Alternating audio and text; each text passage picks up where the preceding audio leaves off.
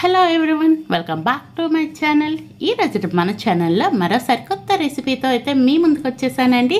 ఎప్పుడు రెగ్యులర్గా ఒకే విధంగా కాకుండా ఈ విధంగా ట్రై చేయండి. తిన్నా కొద్దీ తినాలనిపిస్తుంది. అలాగే మీరైతే వీడియో ఫుల్గా చూసేయండి, ఎక్కడ స్కిప్ చేయకుండా. ఇక రెసిపీ స్టార్ట్ చేసుకుందాం. దీనికోసం అయితే ఒక 2 బంగాళదుంపలు తీసుకొని వీడియోలో చూపించిన విధంగా పైన ఉన్న పొట్టునైతే ఇలా పీల్ చేసేసి వాటర్లో వేసుకోండి. వాటర్లో వేసుకోవటం వల్ల ఏంటంటే మనకి బంగాళదుంపలు అనేవి కలర్ మారకుండా ఉంటాయి. ఇలా రెండింటిని వేసుకున్న తర్వాత ఏదైనా చాపర్ ఉంటే చాపర్తో చాప్ చేసుకోండి సన్నగా. లేదు అనుకుంటే చాక్తోనైనా రౌండ్గా వచ్చే విధంగా సన్నగా కోసుకోండి. నేను వీడియోలో చూపిస్తున్నాను చూడండి. ఈ చాపర్ అయితే కనుక నేను మీషోలో తీసుకున్నానండి. ఇది ఏంటంటే అప్రాక్సిమేట్లీ 100 to 120 రూపీస్ పడుతుందండి. కానీ చాలా బాగుంది, చాలా బెనిఫిట్ అయితే తీసుకోవచ్చు దీని నుంచే. నేను చూపిస్తున్నాను చూడండి, చిప్స్ ఎంత సన్నగా వచ్చాయి. పొటాటో చిప్స్ అయినా చేసుకోవచ్చు, లేదంటే ఇలా బజ్జీలు అయినా చేసుకోవచ్చు. ఈ విధంగా కట్ చేసుకొని వీటిని అయితే కనుక వాటర్లో వేసుకోండి, కలర్ మారకుండా ఉంటుంది. నెక్స్ట్ అయితే ఒక మిక్సింగ్ బౌల్ తీసుకొని 1 కప్పు వరకు శనగపిండిని వేసుకోండి. అలాగే 1 కప్పు శనగపిండికి 1 స్పూన్ వరకు రైస్ ఫ్లోర్ బియ్యం పిండిని వేసుకోండి. బియ్యం పిండి వేసుకోవడం వల్ల చాలా క్రిస్పీగా వస్తాయండి. అలాగే 1/2 స్పూన్ వరకు వాముని, టేస్ట్ తగ్గ సాల్ట్ని వేసుకోండి. నెక్స్ట్ అయితే సన్నగా కోసుకున్న కొత్తిమీర తరుగును వేసుకోండి.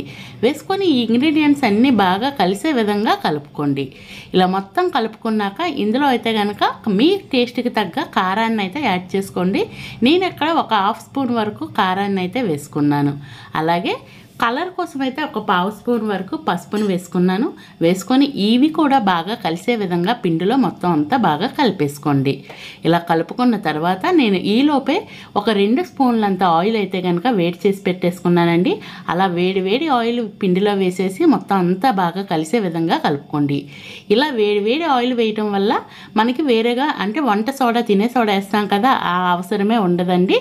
ఇలా వేసుకున్నాక మొత్తం అంతా కలిపేసుకున్న తర్వాత కొంచెం వాటర్ వేసుకొని నేను వీడియోలో చూపించిన విధంగా బ్యాటర్ అయితే రెడీ చేసి పెట్టేసుకోండి. అన్నింటి వాటర్ని ఒకేసారి వేసుకోవద్దు, కొంచెం వేసుకొని కలుపుకోండి. అలాగే ఈ లోపైతే మీకు చిన్న రిక్వెస్ట్ అండి, మన ఛానల్ ఇంతవరకు ఎవరైనా సబ్స్క్రైబ్ చేయకపోతే ప్లీజ్ అండి సబ్స్క్రైబ్ చేయండి. వీడియో నచ్చితే లైక్ చేయండి, మీ ఫ్రెండ్స్ అండ్ ఫ్యామిలీ మెంబర్స్కి షేర్ చేయండి. ఇంకా మన ఛానల్లో మంచి వీడియోస్ ఉన్నాయండి. సింపుల్గా అయిపోయేవి, టేస్టీగా ఉండే స్నాక్స్ని మాత్రమే పోస్ట్ చేస్తూ ఉంటాను. కాబట్టి మీకు టైం కుదిరితే కనుక వాటిని కూడా చూడటానికి ట్రై చేయండి. ఇలాగా ఈ లోపైతే నేను బ్యాటర్ని కలిపేసి పెట్టేసుకున్నాను చూడండి.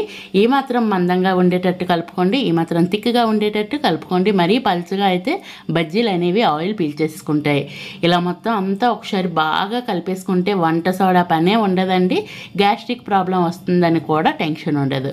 అలాగే ఈ లోపైతే వాటర్ని తీసేసి బంగాళదుంప పీసెస్ని అయితే ఇలా రెడీ చేసి పెట్టుకొని ఈ బ్యాటర్లో డ్రిప్ చేసేసి ఈ లోపే డీప్ ఫ్రైకి ఆయిల్ పెట్టేసుకున్నాను.